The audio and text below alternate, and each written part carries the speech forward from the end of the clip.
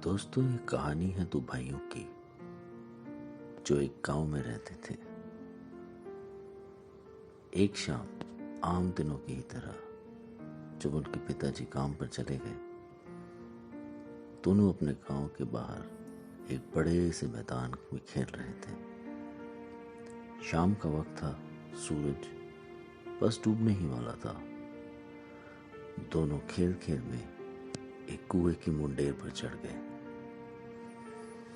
तभी अचानक ना सोचे जाने वाला एक हादसा हुआ यूं कि बड़े भाई का अचानक से पैर लड़खड़ाया और वो सीधे कुएं में जा गिरा।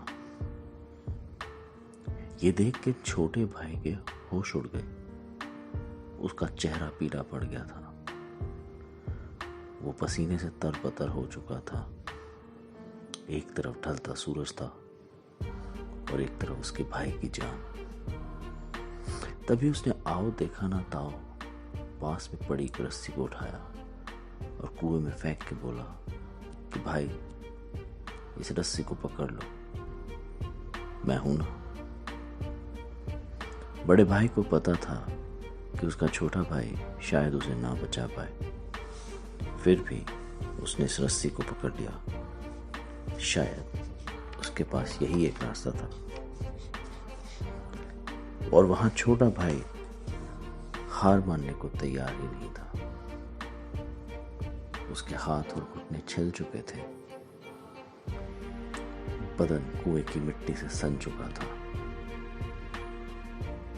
1 घंटे की जद्दोजहद के बाद आखिरकार छोटे भाई ने बड़ी ही मुश्किल से खींच के अपने बड़े भाई को उस कुएं से बाहर निकाल लिया।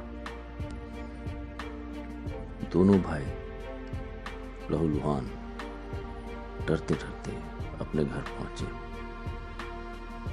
और सारी आप बीती अपनी मां को सुनाई।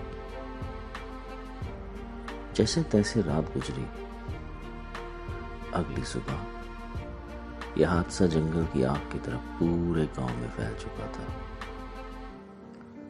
हर एक व्यक्ति इसी के बारे में बात कर रहा था। कोई इसे भूत प्रेत से जोड़ रहा था, कोई तो ये भी कह रहा था कि ये सब उन दोनों भाइयों की बनाई हुई खुद की कहानी है। तभी अचानक किसी ने सलाह दी, चलो इस बात का फैसला लामा ही लेंगे। तभी गांव की पूरी भीड़ निकल पड़ी लामा से मिलने।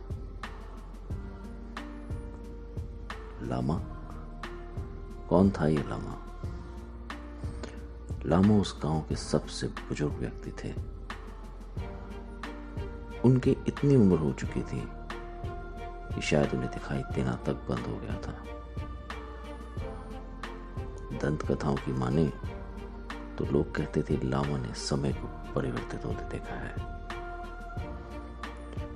लामा ने बड़ी बड़ी बीमारियों का सामना किया है। कई भूकंप, बाढ़ और तूफानों से गुजरे थे लामा। लोगों की माने तो लामा ने शायद भगवान को भी देखा। जब वो वहां पहुंचे तो लामा ध्यान में बैठे थे।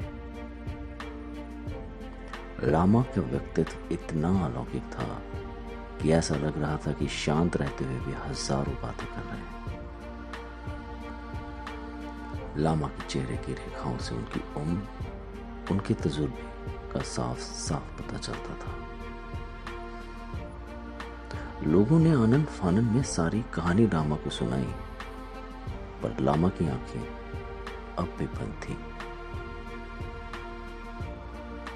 किसी व्यक्ति ने भीड़ में से पूछा कि लामा, क्या यह हो सकता है कि एक 6 साल का बच्चा एक 12 साल के लड़के को कुएं से खींच के बाहर निकाले?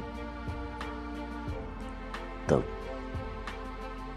लामा की आंखें खुली और उन्होंने कहा, हो सकता है। सब लोग एक दूसरे की तरफ देखने लगे। लामा ने फिर दोहराया, बिल्कुल हो सकता है। हो सकता है क्योंकि जब इसका भाई डूब रहा था तब वहां इसको ये बताने वाला कोई नहीं था कि वो ये काम नहीं कर सकता। लामा ने फिर दोहराया, ये इसलिए हो सकता है क्योंकि अपने भाई के लिए इसके लगाव ने इसके दिमाग में बैठे डर की भी नहीं सुनी, या शायद सुनने का टाइम ही नहीं मिला। आप लोगों को पता है कि हम लोगों का दिमाग बचपन से ये मानने के लिए ट्रेन किया जाता है कि हम ये काम नहीं कर सकते। इसीलिए एक बच्चा कुछ भी करने से नहीं डरता, और जबकि आप और हम शायद अंधेरे में भी जाने से डरते हैं। और जो भी इंसान अपने दिमाग से, अपने हालात से, अपनी सोच से, अपने काम करने के तरीके से ये वाक्य निकाल देता है कि मैं ये नहीं कर सकता, वो कुछ भी कर सकता है। वो आधी से ज्यादा लड़ाई ऑलरेडी जीत चुका होता है जब वो ये सोचता है कि मैं हर काम कर सकता हूं। अजीब सी बात है, ऐसे लोगों को लोग पागल कहते हैं, पर सच्चाई है कि इतिहास पागलों ने ही रचा है। तो इसी के साथ दोस्तों, मैं आपसे विदा लेता हूं। फिर मिलूंगा एक नई कहानी के साथ। आपका अपना गौरव। एक रिक्वेस्ट, प्लीज अपने थॉट शेयर कीजिए इस कहानी के बारे में, और हो सके तो मेरे चैनल को लाइक और सब्सक्राइब करना ना भूलें।